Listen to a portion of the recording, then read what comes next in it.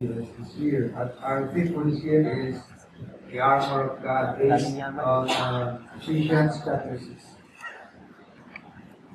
So, ganda ho yan, no? Dahil hindi lamang natin i-prepare ating mga anak sa karangan ng buhay, kundi sa makikihamok din sa spiritual warfare. And spiritual warfare is waged in high places. Meron po mga forces of demons just around us, of course, atmosphere. And wars can also be waged in the minds of people, including our children. There will come a time that when they will be challenged, challenge sila sa kanilang pananampalataya o kaya nangyari kay Cain. Natalo lang siya kasi may hinasa sa English. Pero kung Tagalog yun, baka panalo sila.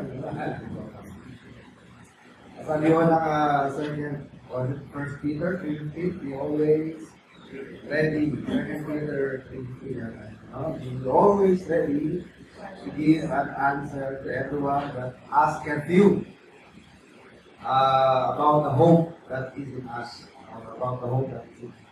Yung pag-asa na nasa atin, share po natin at maging handa po tayo sa pagsagot. At maganda kasi sa ganyang usapin, spiritual, maganda na may basihan. Kasi kung wala pagbabasihan ng tamang palit, your word can be as good as mine. Wala natin pagbabatayan eh.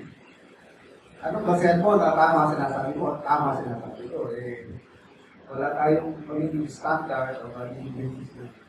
Kahit ganitong salita, umubra yan. Kailangan, meron po ng authoritative pagbabasehan natin kung nasaan ang tama at mali. And that basis can only be found in the Bible. Ito may status, no? Ang pagbabasehan natin, ang ating usapan, Biblia, kasi kung Biblia. Tapos hinamo yung authority mo. Diba? Maganda na ating sinasabi, galing sa authority ng Bible. Kung establish natin ang authority ng Bible. What if he questions the authority of the Bible? Diba? Anong gagawin nyo? Ano halimbawa, Bible? Hindi na ako naniniwala dyan eh. So, ano magandang sagot? Mahirap na mo kami. Ang magandang sagot dyan, ba't hindi na naniniwala? Diba?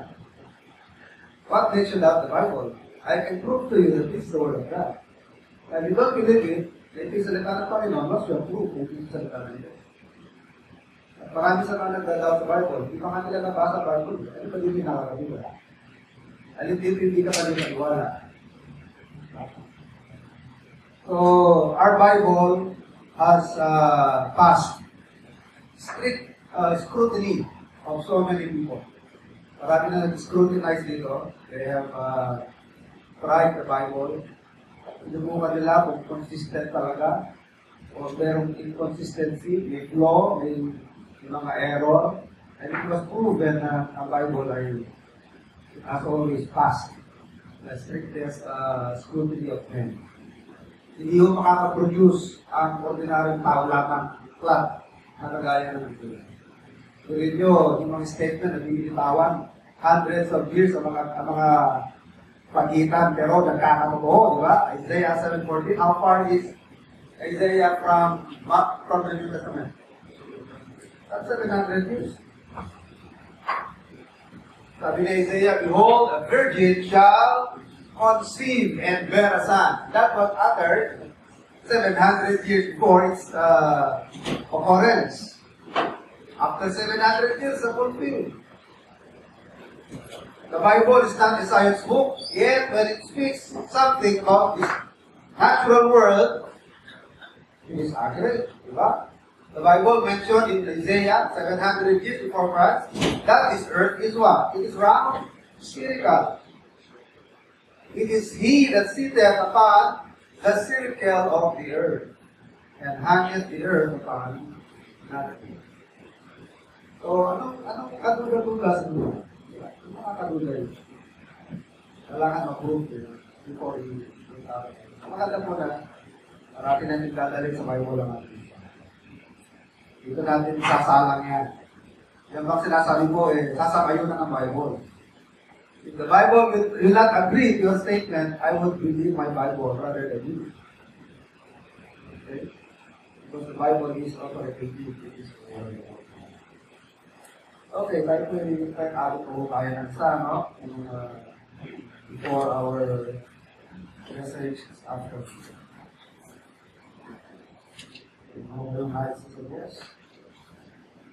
Do you know Sam Golden River? 264. 264. Sam Golden River. Some golden glow, some glorious morning.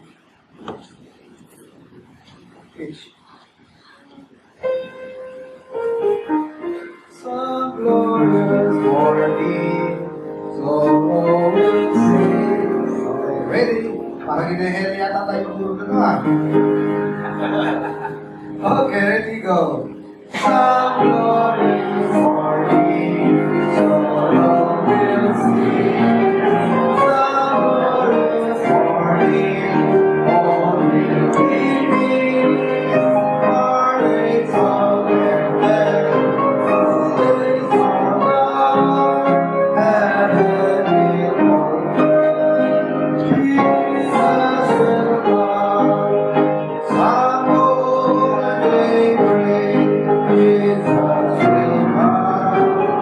Some golden daybreak, battles over. He'll shout the victory, break through the gloom. Some golden daybreak for me, for you.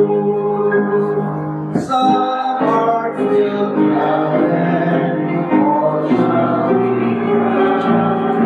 Goodbye forever to the birds I fly. Chasing a moment, flying to me. All glorious daybreak, Jesus I'll sing. Some golden daybreak, Jesus will come.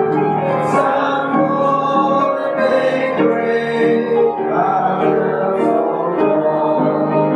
He'll shout the victory, break through the blue.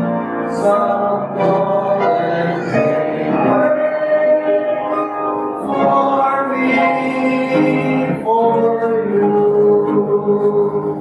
Oh, I want to see in the sky.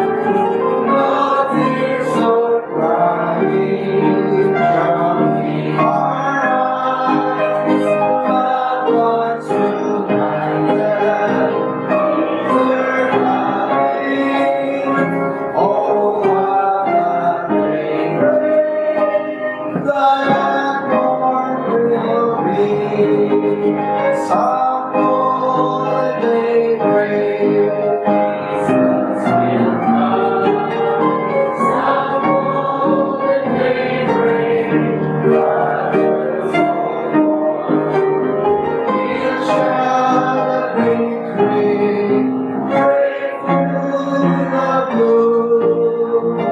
Some golden daybreak for me, for you. Kahit may tumamang ho sa ating mensahe, Philippians chapter 4. We read 10 to 19. Our topic is the secret of contentment, and under it, ating pong naaaral ang 5 principles of contentment. Philippians 4, 10 to 19.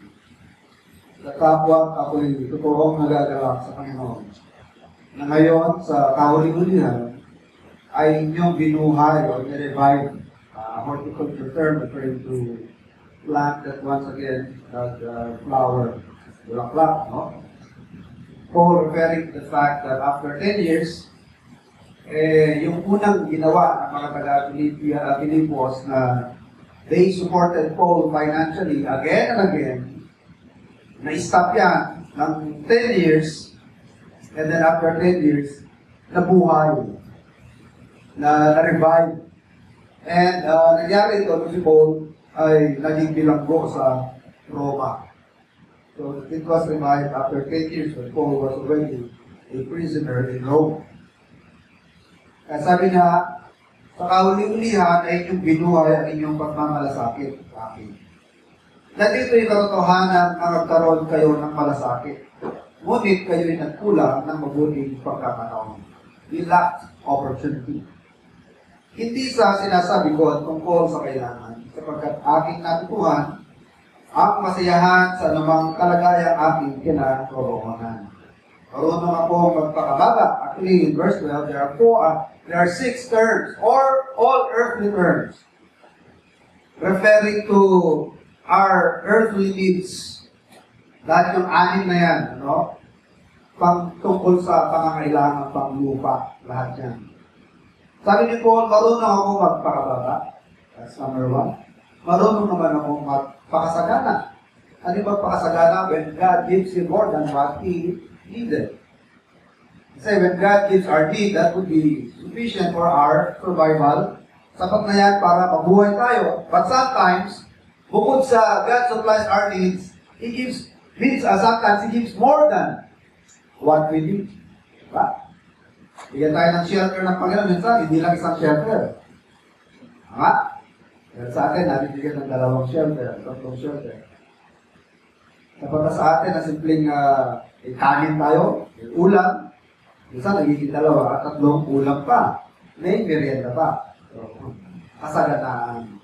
Sabi ni Paul, I know how to live in bigger means. Pero marunong din akong mabuhay sa kasaganaan. Sa bawat bagay, at sa lahat ng bagay, ay natutuhan ko ang lihim. The secret is, lihim maging sa kabusugan at maging sa kagutuman. That's 4. At maging sa kasaganaan at maging sa kasalanan. Lahat ng mga bagay ay aking magagawa doon sa nagpapalakas sa akin. So that's one principle, no? Godly people are being supported by God's power. Or contented person is strengthened by divine power. Yun ang sinasabi ni Paul dyan sa verse 13 na, I can do all things through Christ which strengtheneth me. Paul, nagkakaroon si Paul ng invisible support. Merong lakas na hindi hayag at hindi nakikita ng physical eye or by the naked eye. Minsan, ang mga support nakikita natin visibly coming from different people, from our loved ones. Pero si Paul kahit nagsolo-solo, ano? Hindi siya natindihan. Saan gagaling ang kanyang support? Wala tayong nakikita bumapasya, dumadalaw sa kanya. Wala yung mga mahal niya sa buhay. Nadadamayan siya, wala siyang mapaghihingahan. Pero kahit siya nagsosolo, bakit napakatatag niya Apostle Paul? Because he had an invisible support. And that strength comes from God, sabi niya, through Christ, which strengtheneth me. Pero mga kapatid, there is no shortcut to that. Walang shortcut na. Kanino dumadating ang contentment? Contentment comes to the people who live godly and obedient to God. Pero kung ungodly ka, disobedient ka sa Panginoon, how can you expect contentment? Baka tanggalan na pa na ng contentment. How? When you live disobedient to God, or wickedly in the sight of God, God may even add to our troubles. How? By chastening. Chasten tayo ng Panginoon. Lalo na nagdala ng trouble. Diba? Kaya kanino po lamang dumarating mga kapatid ang contentment to the people who trust in God's power, the people who trust in God's providence, and people who live righteous in the sight of God. To those who live obediently to God. Hindi dun sa mga willful na nagdi-disobey. Talagang sinasadya ang pagsuway sa Panginoon. So, walang shortcut, mga kapatid. Hindi natin shortcut na kahit na sumuway ka ng sumuway sa Panginoon, pagpapalain ka ng Diyos kahit sumusuway ka. Verse 13, lahat ng mga bagay ay aking magagawa doon sa nagpapalakas sa akin. I can do all things through Christ which strengtheneth me. Gayunman ay mabuti ang inyong ginawa na kayo'y nakiramay sa aking kapighatian. At kayo mga taga-Filipos, verse 15, nalalaman naman ninyo na nang pasimulan ang Ebanghelyo nang ako yung umalis sa Macedonia, alin mang iglesia ay walang nakipag-isa sa akin sa pagkakaloob at pagtanggap, kundi kayo lamang. Sapagkat sa Thessalonica ay nagpadala kayong minsan at muli para sa aking kailangan. Hindi sa ako'y naghahanap ng kaloob, kundi hinahanap ko ang bunga na dumadami sa ganang inyo. Datapwat mayroon ako ng lahat ng bagay at sumasagana ako'y busog, palibhas ay tumanggap kay Epaphrodito ng mga bagay na galing sa inyo. Na isang sabyo ng masarap na amoy, isang handog na kaaya-aya na lubhang nakalulugod sa Diyos. At pupunan ng aming Diyos ang bawat kailangan ninyo ayon sa kanyang mga kayamanan sa kaluwalhatian kay Kristo.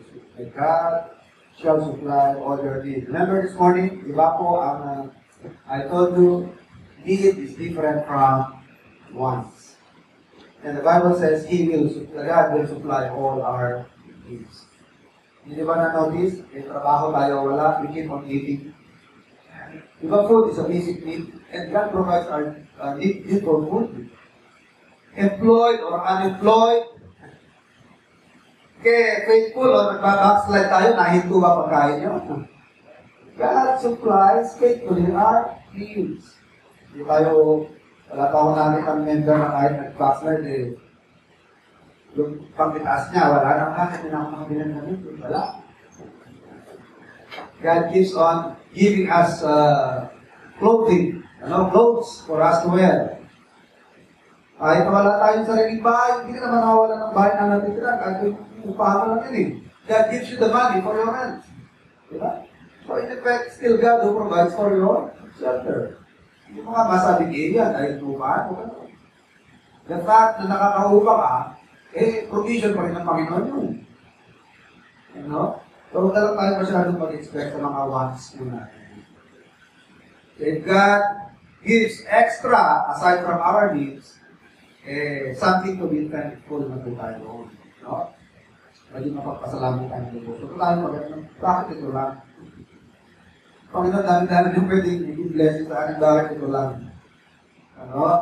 Dating din po ang oras natin. Okay? Meron po bang bagay na ipagkakait pa Diyos? Na ipagkakait ang Panginoon sa atin? Ang sabi ng Romans 8:32? Ang sabi ng Romans 8:32? He that spared not his own son, how shall not he with him also freely give us all things? Hindi niya nga ipinagdamot yung pinakamahalaga, which is his son. Paano may pagdadamot niya yung mga bagay-bagay of lesser value than the Lord Jesus Christ? Like material blessings.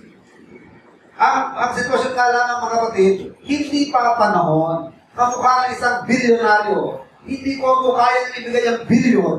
Baka wala pa sa panahon para ibigay niya.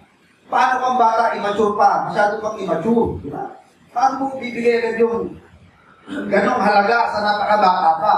So you wait, ang isang sensible, isang matalino, isang may wisdom na magulang, hindi mo agad-agad yan, ibibigay sa anak mo until he gets to what? Until he gains maturity. Until he gains enough maturity.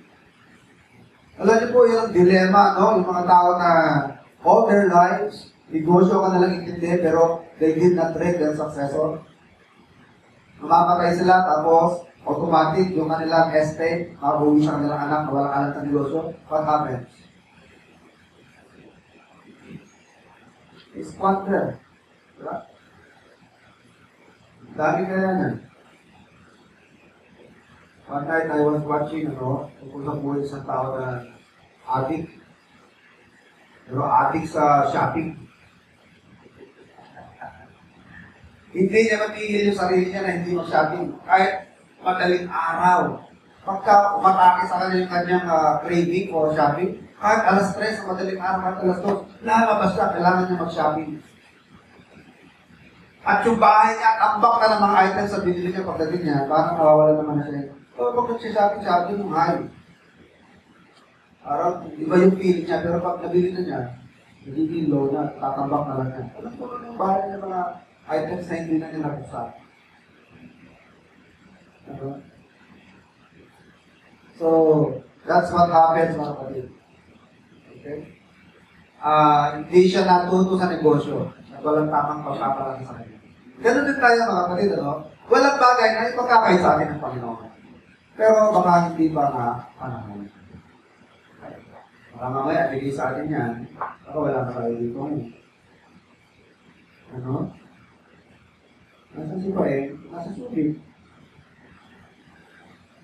Bakit? Tinatry yung bago yate. Tinayaan. Dahil agad yung yaman sa glory ng Panginoon. Nawala lalo sa gawain. Kung hindi natin alam kung paano gamitin yung ating prosperity. So, baka masira tayo. Mas marami nasisira sa kayamanan kaysa nasa kahirapan. So, hindi ko humano. Hintayin natin na maging ready tayo. Diba sabi naman ng Bible, my times are in kaya ikan na ng oras. So, huwag tayo magpanik. Kung meron kayo, huwag kayo magpanik. Huwag kayo magmanipulate. Huwag tayo magpadali. Let's just wait for God's own timing. Let's just do our job, our normal functions of life, and do your part, and leave the rest to God. So, anong gusto mag-resume ng Panginoon, so pasalamatan po natin. Let's delight in the Lord.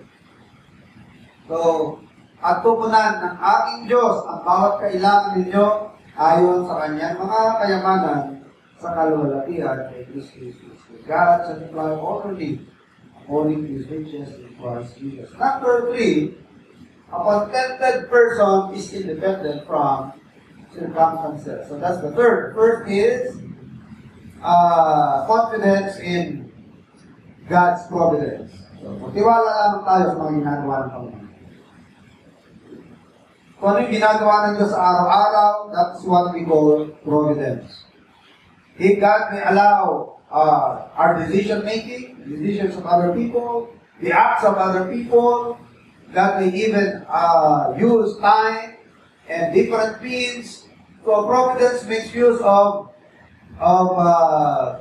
elements of the normal course of life. At hayaan po natin na kumilos ang Panginoon. Because ultimately, lahat ng bagay ay tinatahi-tahi ng Diyos. Lahat ng bagay wini-weave ng Panginoon na magresulta exactly as what God intended na maging resulta. Kung ano po yung resulta na gustong lumabas ng Panginoon, lahat ng bagay mag-fit doon, lahat ng bagay, ganun ang magiging resulta niya.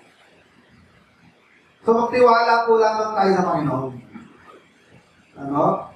Huwag tayo mawalan ng kumpiyansa. Ika nga, never doubt God. Never doubt His care. Never doubt His love. Never doubt His what? His wisdom. Huwag natin pagdudahan ang karunungan ng Panginoon. Alam niyo po ba, sometimes, in effect, parang hindi-insulto yung karunungan ng Panginoon. Para bang hindi alam ng Diyos ang ginagawa pag tayo nagpapanik. Para walang Diyos, parang masyadong maliit. Parang minamaliit ang Panginoon. Ang ganda lang ba ang pagkakakilala mo sa Diyos? Parang hindi alam ang ginagawa o walang magagawa? Diba sabi ng Bible sa be still and know that I am God. Quiet ka lang, alma ka lang. Be still. Be calm. Be still. And know that I am God. Hindi na sinabi ni Moses sa mga anak ni Israel na nandun sa Red Sea. Hindi sila makatawid, hindi pagbumunta ng kanan, ilang, pagbumunta sa kaliwa, ilang, sa likod ay mga umahabol na hukbo ng Ehipto. Anong sinigaw ni Moses? Be still and behold the salvation of the world. So let's wait for God's providence.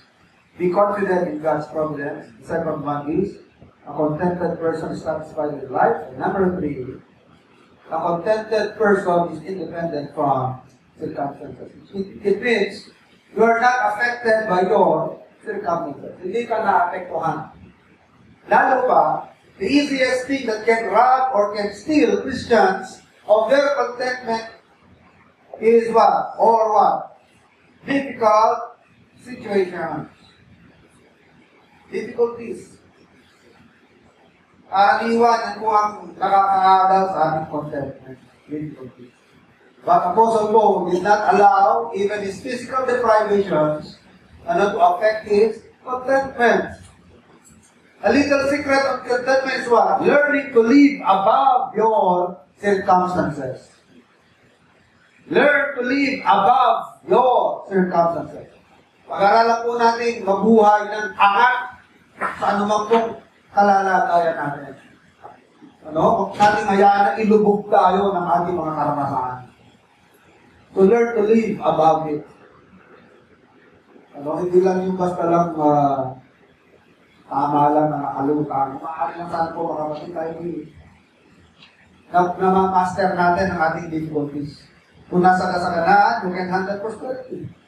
Kung nasa adversity, you can handle adversity. Like Apostle Paul, I know how to become poor, I know how to become rich, I know how to become hungry, I know how to become full. In all things, I have learned the secret. Sabi ng Apostle Paul. So learn to rise above your or our circumstances. Huwag nating hayaan na yung circumstances natin, yan ang control sa atin. Huwag natin hayaan na yan na makaagaw sa ating contentment or sa ating joy or sa ating happiness. Kundi magpakaligaya tayo kung saan man tayo dinadala. Let's try to enjoy God. He's living. Hindi yung ang contentment natin, pag nag-fit lahat ng mga bagay-bagay, ayon sa gusto natin. Hindi hudo natatagpuan ng contentment. Dahil yung imagination mo na ang mga bagay-bagay will turn according to your expectations, para diwan, hindi po gano'n ang nangyayari. Yung bihira mangyari yan. Kahit na ilang taon ng planning minsan, ganun pa rin ibang mangyayari. Hindi natin nila-expect. Okay? So Paul indicated that he had his share of poverty. Unlike the prosperity gospel today, si Apostle Paul, hindi po siya yung ehemplo ng prosperity gospel. Sa mga prosperity gospel preacher, parang pagka-preacher ka naman, hindi ka na maghihirap yun.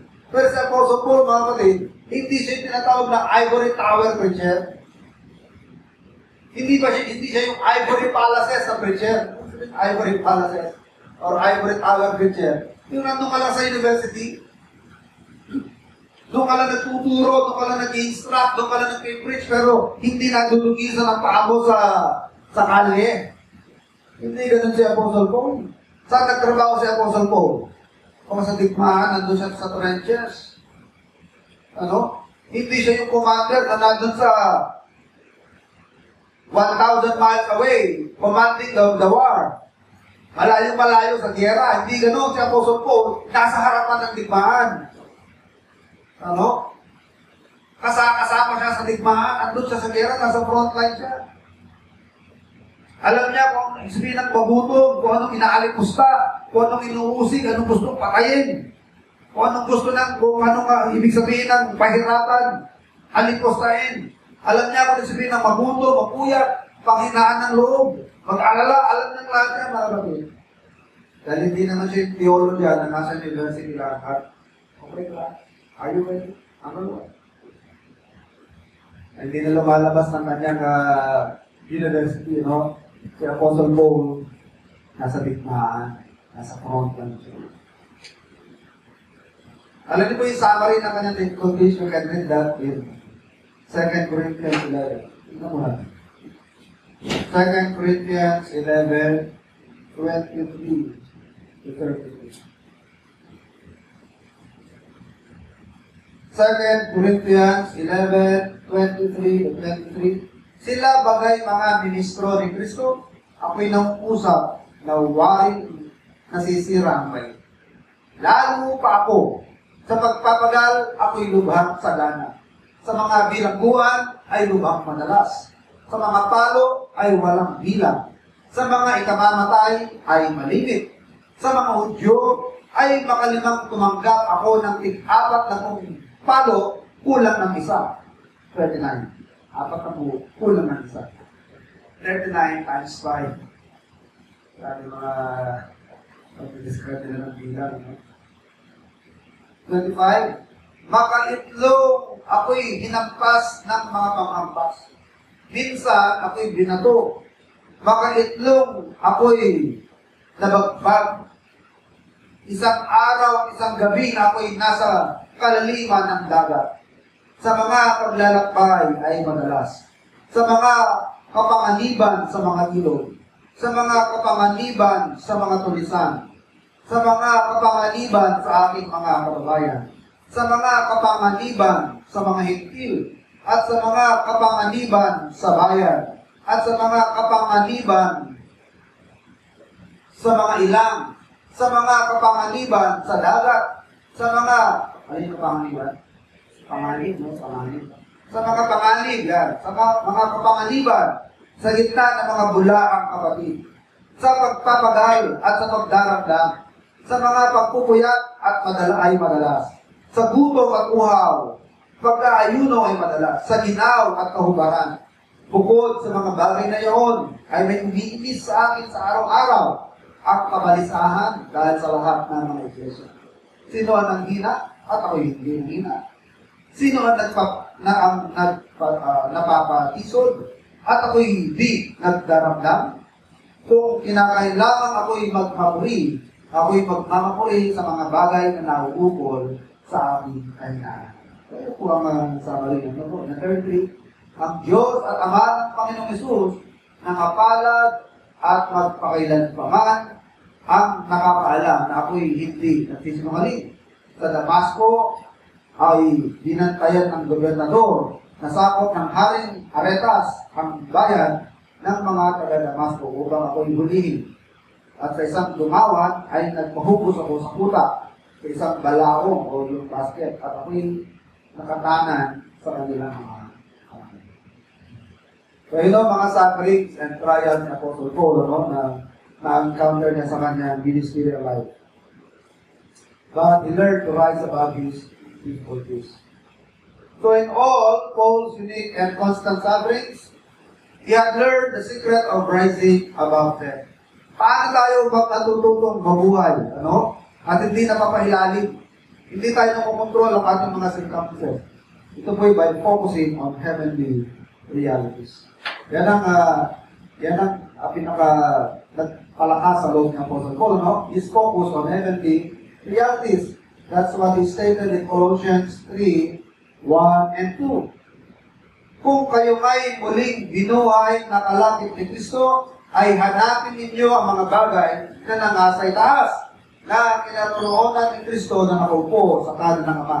Ilalap ninyo ang inyong pag-iisip sa mga bagay na nangasa itaas, huwag sa mga bagay na nangasa ibabaw ng lupa. Ano pagkakasabi niya sa English? Set your affection on things above and not on things below. Pag dito tayo naka-focus, ang ating pagmamahal, ang ating atensyon, interest, sa mga bagay na panlupa, madali tayo mag-discourage. But if we keep on focusing on the things above, hindi tayo masyadong na-shaken ng mga nangyayari sa paligid natin. Na parating buong paligid natin, binabalik, hindi naman kalagayan ng permanenteng kalagayan talaga ng tao. Pansamantala lamang yan. At lahat yan ay matatapos din. It shall come to pass. The present order of things will all come to pass. Lahat yan matatapos. Ano man yung kalagayan ngayon, lahat yan matatapos. Sagana ka ngayon, matatapos yan. Mahirap ka ngayon, matatapos din yan.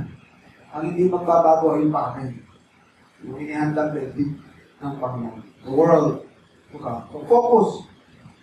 Sabi nga ni Apostle Paul, for we walk by faith, not by sight. Ang nag-overburden sa aming buhay ay hindi yung mga bagay-bagay na nakikita ko, ang ating matay na outside bahay, kundi yung nakikita ng ating pananampalataya. Another thing, another verse, 2 Corinthians 4:7, sinasabi ni Paul na ang sikreto, para hindi ka natatalo ng mga problema, is focus on the things above. 2 Corinthians 4:17. Sapagkat ang aming magaang kapigatian, our light affliction, na sa isang sandali lamang ay siya gumagawa sa amin ng lalong bigat ng kaluwalhatian walang hanggan. So our light affliction, siya ang lalong nagmamagnify sa glory. Kumbaga, paano mas lalong nagiging maliwanag ang liwanag? Yung liwanag, kunyari, flashlight. Kailan maliwanag ang flashlight? Kunyari, hindi pa mahina ang baterya. Bago baterya. So, kailan maliwanag ang flashlight? Kadilim, di ba? So, yung kadiliman, yan lang lalo nagpapatingkad sa liwanag ng sabihin, yung ating afflictions, yan ang lalo nagpapatingkad sa glory na nag-aatay sa atin. Our life afflictions worketh sa dito na for much weightier weight of glory.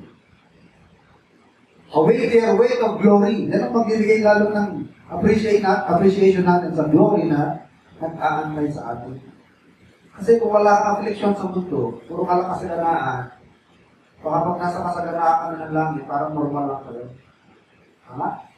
Pero kung sa buhay mo, ba't ka ng kahirapan, pag nasa langit ka na, hindi ba nga sa'yo ipapaikot ang langit, buhana ka pa ng langit, sobrang ng tuwa mo.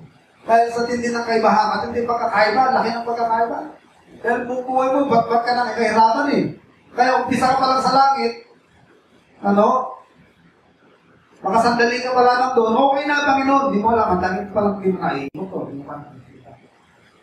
Diba? Dahil sa tindi nga ng kahirapan.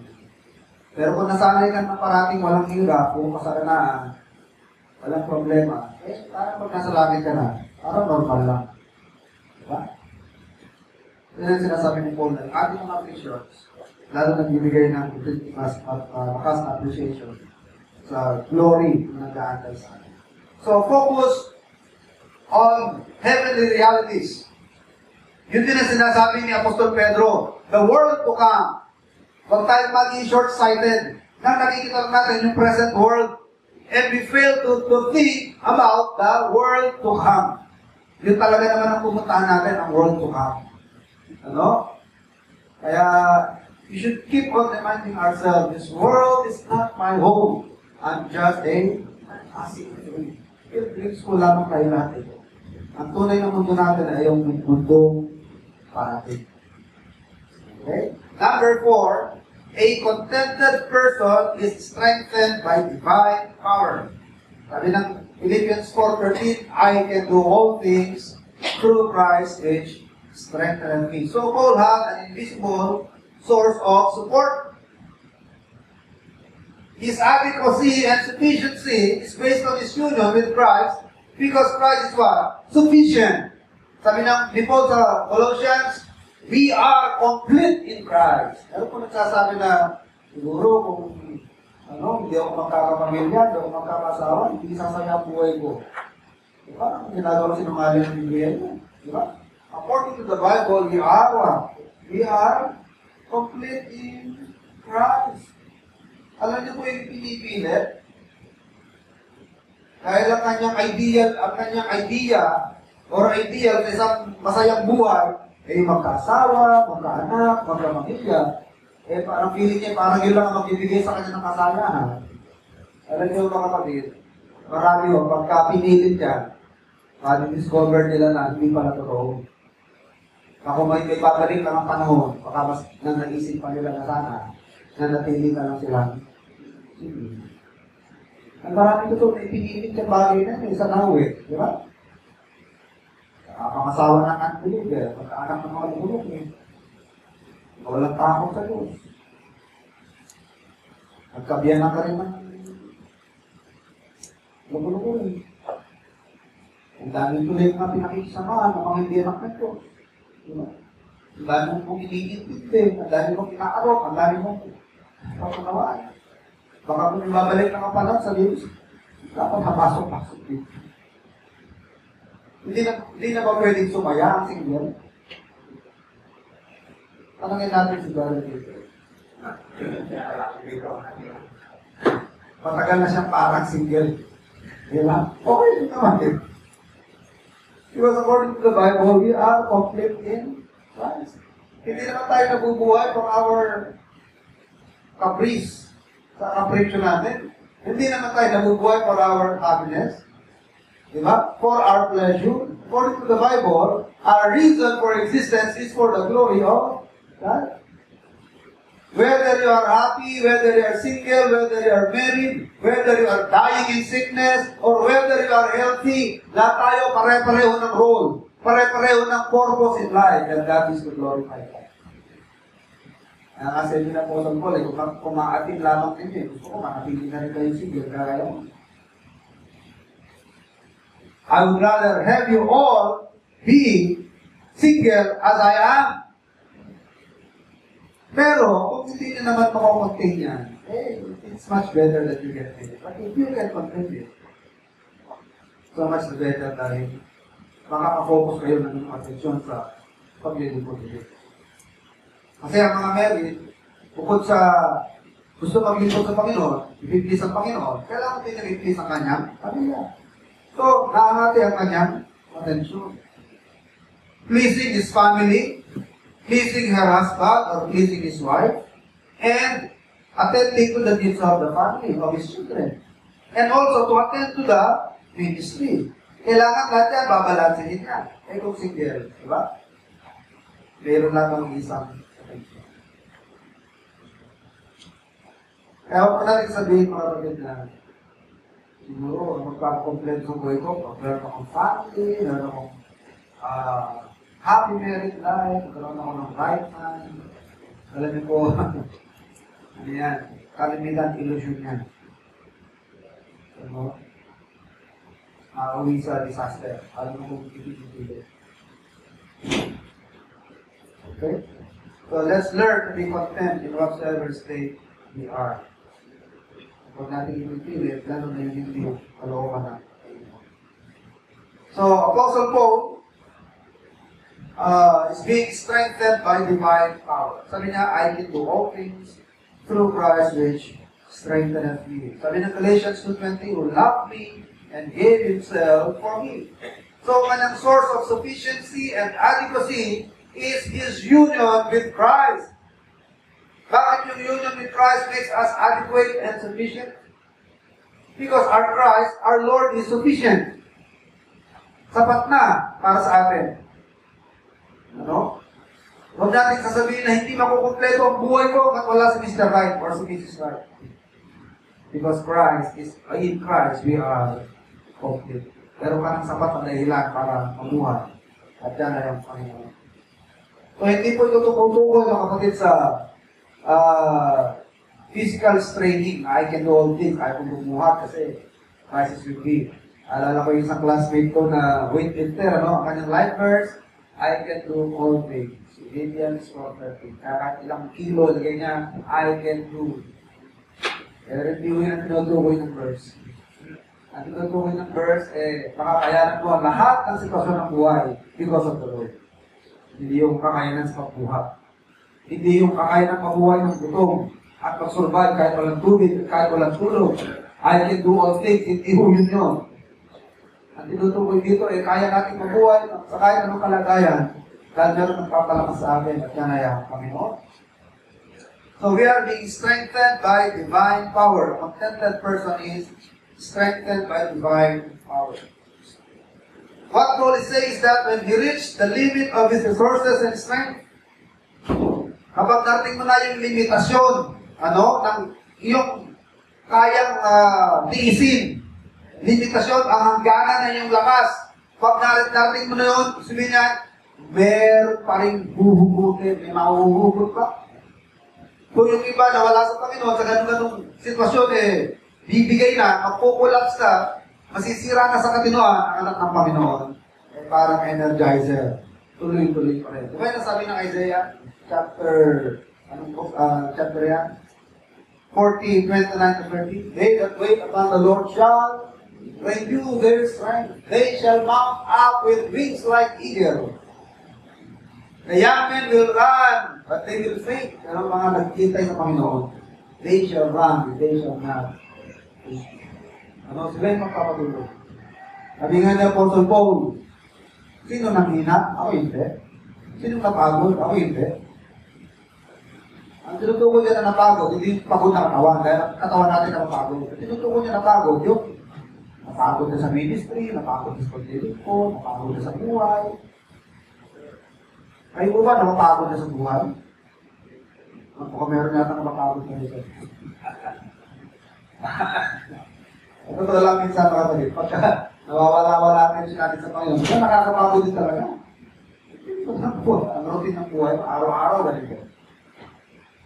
Ulit-ulit, nakakapagod na rin. Pero pag naalala mo, ang dahilan kung bakit ka namin sa buka, magpapatuloy na naman ang drive. Yung drive mo na mamuhay. Hindi matapos ang Panginoon sa akin. God is not yet over with me. And my mission in this world ay yung mission ng Panginoon to preach the gospel to every creature until He comes back and hindi babalik ang Panginoon. Diba? So, magpatuloy pa rin tayo mabuhay. Dahil meron pa tayong kami. Bago natin kapaguran yun. Kung tayo mananawa. Ang sabi ni Paul, ang katawan ko, yun ang nangihina. Ang katawan ko, yun ang napapagod. Pero yung espiritu ko, sa araw-araw, ay lumalakas siya. Hindi siya nawawala ng drive para mabuhay. Hindi siya naubusan ng motivation. Yung iba, pag matagal-tagal niya, nakakasawa. Yung iba naman. Pero sa Panginoon ko, hindi mo nakapagod. Hindi niya pinagsasawaan ang paglilingkod sa Panginoon. And I hope, tayo po, hindi mo napapagod. Dahil ang Panginoon, hindi na napagod sa atin. Ano kaya Panginoon napagod? Sabihin niya, naman ito, pinalo na ako, bukod pa ako ng truth, pagod na ako. Pahinga na kaya ako. Pinaligtas kaya sa atin. Wala akong paligtas sa atin. Alam niyo ba na ang Panginoon na ngayon nagtatrabaho? Akala niyo tapos na yung kaligtasan dahil namatay niya sa krus? Hanggang ngayon, He keeps on saving us. May ginagawa pa rin ng Panginoon ngayon para sa atin. He is now seated on the right hand of God, making what? Intercession for us. Nagtatrabaho pa rin po para sa atin. So, it's good that we reciprocate. Hindi lang yung Panginoon nagtatrabaho para sa atin, magtrabaho rin tayo para sa Kanya. At napaka-irreverent kung sabihin natin, pagod na ako. Sabihin nga ng Bible, like afflictions ng Panginoon. Hindi pa nga humantong yung paglilingkod natin na ang hulugan ng buhay natin, na dumudugo tayo, nasugubatan, wala ka nga ngayon. Diba? Napagod ka na. Nung bang papunta ko rito ng lingkod, nakakapagod na yan. Miyerkules, isang oras kalahati lang, uwi ka na. Pagod na ba yun? Sabi, araw-araw pa, nagte-testimony tayo, nag-witness tayo, napagod ka na. Bakit napagod? Diba? Kung sa paglilingkod, parang wala pa nga tayo kapapagod eh. Diba? Siguro, napapagod na lang tayo sa buhay natin sa araw-araw. Kasama sa mundo, kasama sa mga tao. Pero sa Panginoon, mga kapatid, hindi masapat kung ginagawa natin, makikapagod natin. Kulang pa ito. At nakakaya sa Panginoon sabihin nga, magpapagod na mga tao. Wala ka pa nga nagagawa.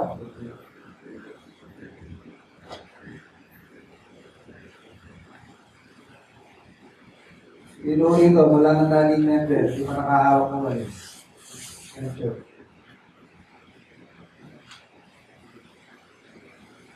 O nakapagpuhat na lamang ng upuan dito. Wala ka nga tayo. Wala ka nga ipag-lipod sa mga. Nakapagod ka. So, nakakaya sabihin ko yan. So, God's power that indwells believers is far more than sufficient to strengthen and sustain them in any trial. So yung kapangyarihan ang gagaling sa Panginoon sapat yan at sobra pa para i-sustain tayo. Ano? Bagaman ang katawan napapagod, si Paul, ang kanyang isipan, ang kanyang espiritu, ay hindi mo napapagod. Okay? So, God's power will bring contentment to those who have no strength of their own, but only if they've been living righteously. As I've said, there is no shortcut, no? Wala pong shortcut sa contentment. Hindi mo pwede na kahit na hindi ka naglilingkod, hindi ka tapat, hindi ka ng contentment, bukas na. O, agad-agad, wala pong shortcut, no? So first, you have to have faith in God, be confident in His providence, and live righteously. Pero kung hindi righteous ang ating pamumuhay, nabubuhay tayo sa willful disobedience sa Panginoon, you cannot expect contentment or peace. God may even add to your trouble. Sabi na Isaiah, there is no peace, saith my God, to the wicked. Walang kapayapaan sa mga masama. And sometimes, even Christians, we act wickedly. And when we act wickedly, there will be no peace. Ano? Wala pong kapayapaan ng isipan kapag tayo may sumusuway sa kanila. So, ang ating lakas, ang ating drive to live, hindi rin nanggagaling sa mga therapists, hindi rin nanggagaling sa mga counselors, hindi manggagaling sa mga psychologists. Ang ating pong lakas ay manggagaling sa Panginoon. Because of our union with our Lord Jesus Christ. And then, fifth principle, and this is the last, a contented person is preoccupied with the well-being of others. Contrary to the common opinion, ang common opinion kasi, kapag ang lahat ng bagay will fall, if every circumstance will fall according to what I want, if every circumstance will fall according to what I expect it to be, or them to be, doon ako makukontent. Kapag lahat ang in-expect ko, yun ang nangyayari. Pag yung pinlano ko, yun ang natutupad, doon ako makukontento, mga kapatid. Disastrous yan, ano? Hindi mo mangyayari yan. You will have problem. You will have trouble. Dahil ang contentment, mga kapatid, is not by waiting for things to fall according to your plans. Ano? Kundi yung tayo po'y nasasatisfy sa providence ng Panginoon.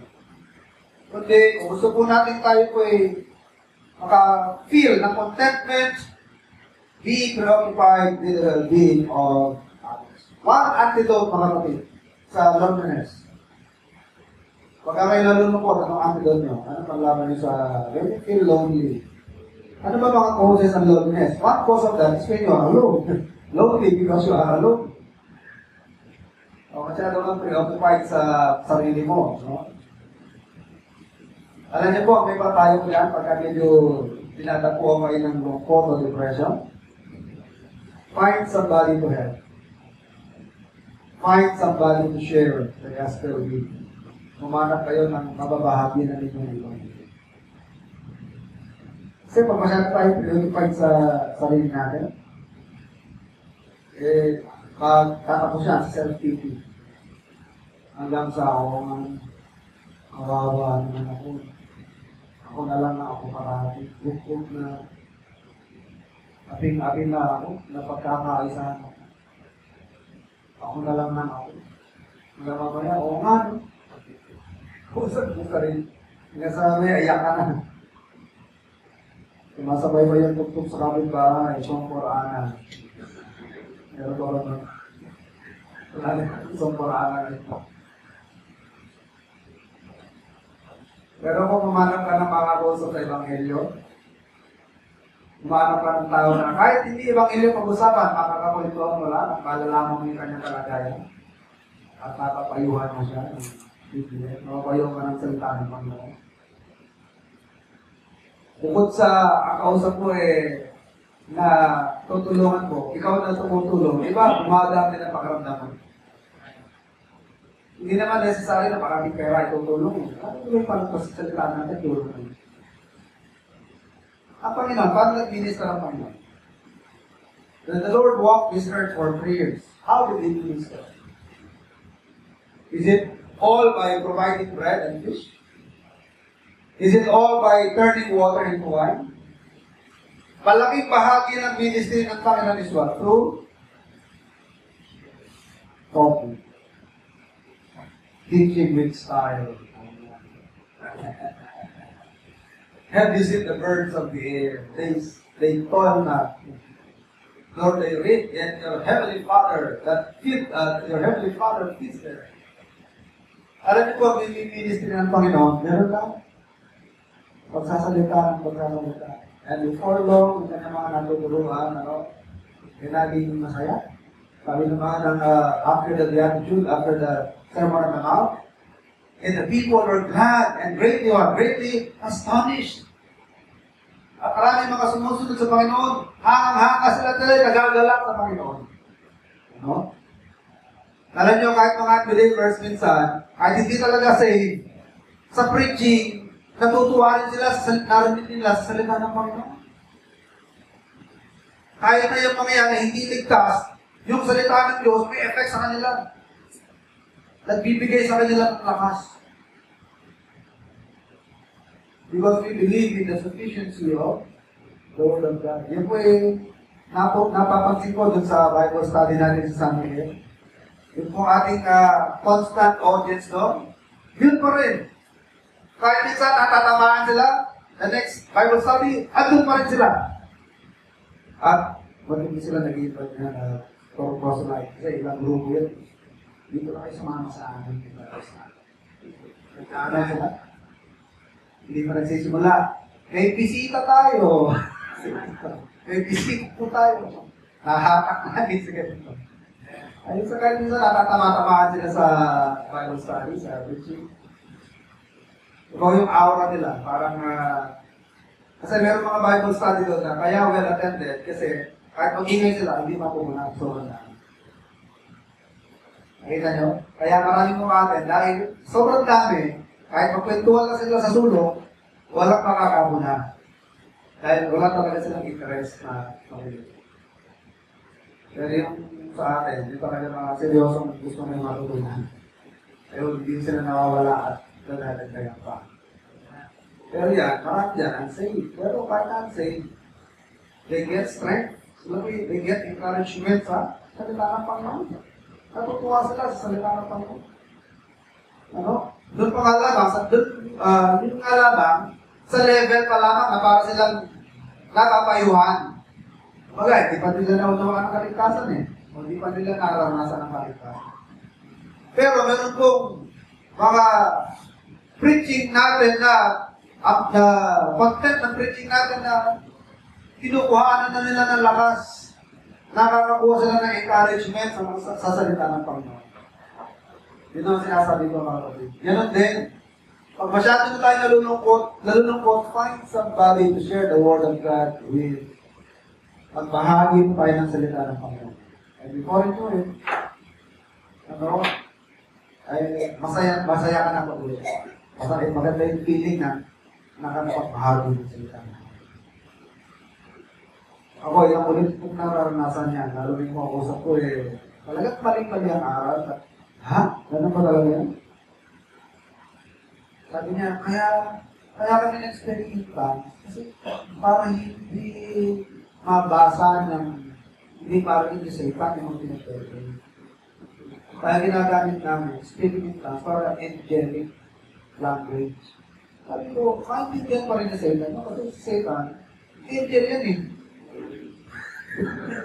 Sabi ko, yung speaking tongues, angelic language siya, kaya kayo speaking tongues. Maintindihan pa rin yan. Walang saysayang speaking tongues mo, kasi naunawaan pa rin niya yung mga demon siya, dahil mga angel siya eh. Oo, ano? At nabitawan niya, oo, ano? Ako sabi niya, sa inyo, bawal ang babaeng preachera, bawal ang pastora. Oo naman. Saan? Sa Timothy, ay suffer ng tawag mo ng the usurp authority over them. Wala, natatahinin na.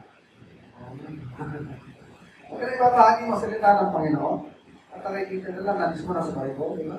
Nakakatawa. Kasi lang masabi. And it gives you feeling of elation. Wala po ang ating laro. So a contented person is preoccupied with the well-being of others. Parang nag-weave si Paul ng isang bagay, At ito na yung huling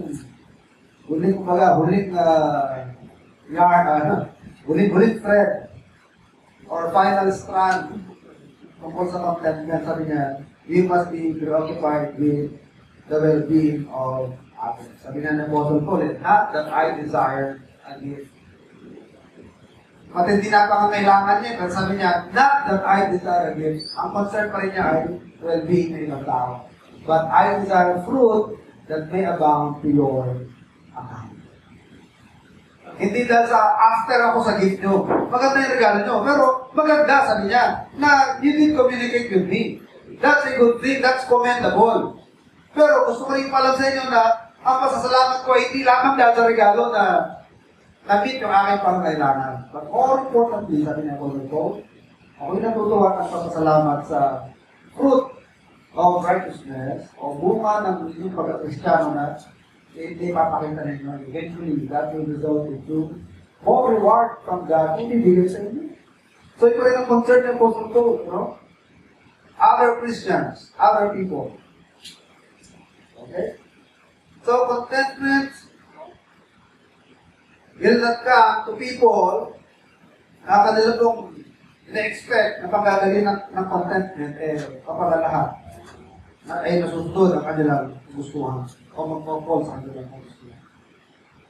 But contentment will come to those who unselfishly put others' well-being above their own. Ano sabi ng 1 Corinthians 35? Love thinketh no evil, seeketh not her own. Diba? Meron na ng verse. Love thinketh no evil, seeketh not her own. 1 Corinthians 35.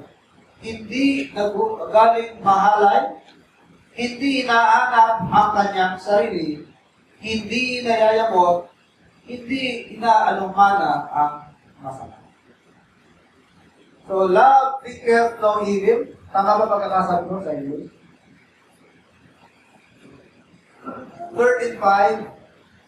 Tama? Tama, Charles? Love thinketh no evil. Seeketh not her own. And then, it's not easily provoked. Is that right? It's not easily provoked and then does not behave itself unseemly. So, ang isang may pagmamahal, tunay na pagmamahal, hindi unong-una ang sarili. So, dugtong-dugtong na yun magiging consistent yan So, when you think of the well-being of others, ang isa sa magiging reward mo dyan, ikaw, yung contentment, yun naman ang darating sa iyo. Contentment will become one of your rewards. Pero binitiwang salita ang Panginoon, he that will try to save his life will lose it, but those who will spend his life for me and for the gospel's sake will surely find it. So yung gustong isave lang ang buhay para sa kanyang sarili, ayaw niyang i-share yung buhay niya, ayaw niyang i-share ang time niya, ayaw niyang maka-influence ng iba, he will not seek to touch other people's lives. Gusto niya lang i-buhay ang sarili niya, sa sarili niya, at ayaw niyang maka-touch ng buhay ng ibang tao, dahil nangihinayang siguro, either nangihinayang sa pera, nangihinayang sa panahon, nangihinayang sa laway, nangihinayang sa takot. So, sarili ko na lang intindihin ko, ba't ko intindihin ng iba? Yan ang sinasabi ng Bible na, he that will try to save his own life, sinasave mo lang ang buhay mo, ang sarili. Sabi ng Bible, you will lose it. Mawalan ng pakinabang yan, mawalan ng saysay yan. And it will have no rewards.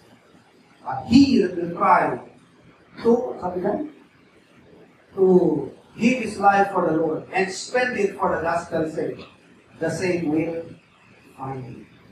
Yung tao naman na ubusin niya ang kanyang buhay. Paano ubusin? Diba life can be equivalent to time? Is that right? So when you say life, it's actually time. So when your time is up, it means you're already dead. Wala ka ng buhay. So when you give time, actually you're giving of your life. Kaya, he that will lose his life for my sake and the gospel, sige, you spend your time. Nag-spend ka ng time para sa Panginoon, nag-spend ka ng time, nag-share ka ng time, hindi lang puro pansarili lang, inisip mo. May oras kang binabahagi para sa iba, nag-share ka sa iba, nagbabahagi sa iba, nagka-counsel sa iba, tumutulong sa iba, nagpapayo sa iba. Sabi ng Bible, yung spending of yourself, actually, you are saving it. Sinesave mo ang buhay mo. Paano? Dahil nagkakaroon ng meaning ang buhay mo, nag-iipon ka ng treasure in heaven, and not only that, yung tao po na preoccupied sa kanilang sarili, para niwan, sila po yung mga nahuhulog lalo sa pagkakasala. Hindi sila busy sila sa sarili. Pero mga tao po na busy para sa iba, wala silang time for the things of this world. Wala kang time sa temptation. Sorry, temptation, I have no time for you. So, nasa-save ang buhay nila. Diba? Abala ka sa maraming abala ka sa gawain ng Panginoon, abala ka sa ibang tao. Halos wala ka ng time para sa tentasyon. Hindi mo na nararamdaman dito. So, you're actually saving yourself from temptation.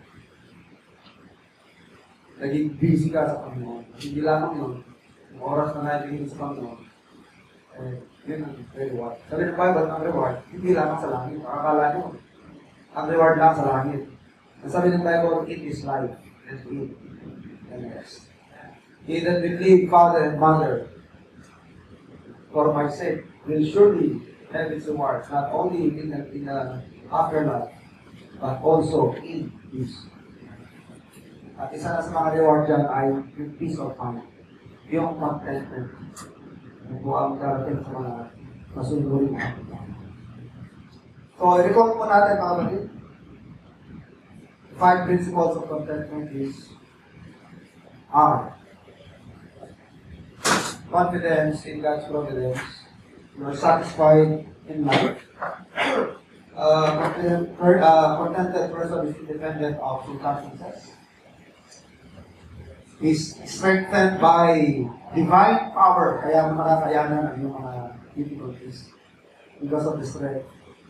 Kaya sabi ni Apostle Paul, when I am weak, then I am strong. Because when I am weak, it's actually the strength of God that is working already. Hindi rin lakas ko. Kaya yung lakas ng Panginoon, hindi rin para sa akin. And then, a contented person is preoccupied with the well-being of others. Iba, yung kapakanan ng iba kung namin dito. Yun pala, yung pagkakabalaan mo para sa iba, yun din pala ang hindi susi para ikaw ay magkakaroon ng kapayataan ng isip. Napaka-paradoxical, ano? Napaka-paradoxical. Ibang-iba sa doktrina ng mundo ito. Ang mundong ito, unahin mo sarili mo. Live your life to the fullest. Paiksi lang ang buhay, di ba? Kaya nakakaparati mga statement. Paiksi lang ang buhay, magpakaligaya ka na, magpakasaya ka na, magkaroon ng regret sa buhay. Dapat, tatikman mo lahat. Just do it. Di ba? No fear. Yan ang slogan na yun, di ba? No fear. Try everything. Yung mga panawagan, gusto niya mag-explore ka. Mag-explore, kamatakot.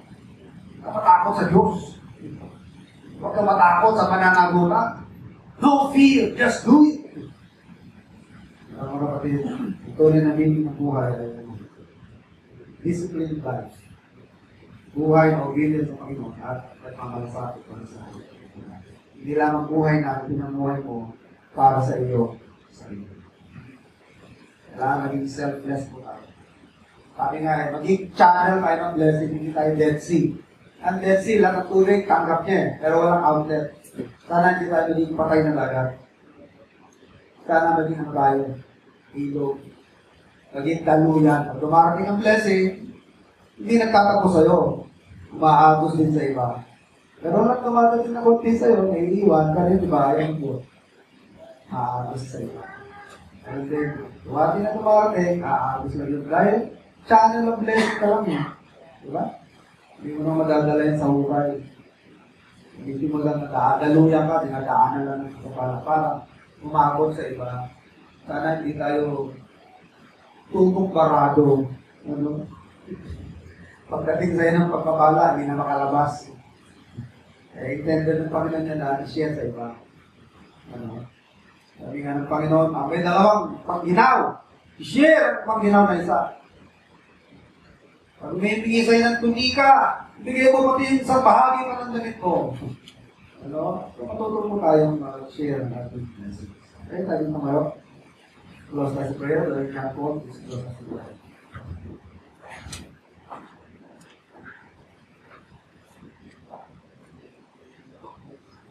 Sir John Paul, what's up? Please close tayo.